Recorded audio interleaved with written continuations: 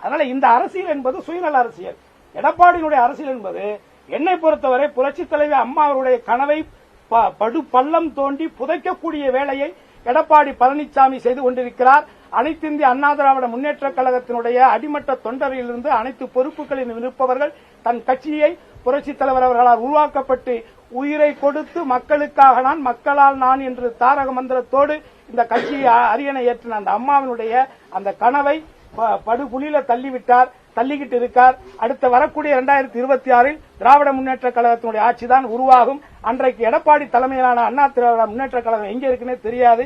ஆனாலும் அந்த கட்சி நல்லா இருக்கணும்னு செங்கோட்டையை மாதிரி நானும் நினைக்கிறேன். எடப்பாடி பழனிசாமி அதிமுக திமுக இடையே போட்டி அப்படின்னு இருக்காரு. பேட்டியில 210 இடங்கள்ல அதிமுக வெல்லும் கொடுத்திருக்காரு.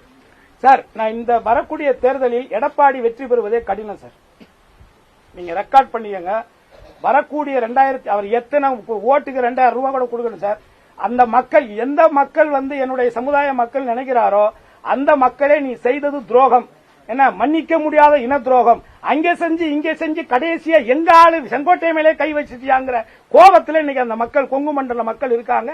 நிச்சயமாக வரக்கூடிய 2026 தேர்தல் பழனிசாமிக்கு சரியான பாடம் புகட்டப்படும்.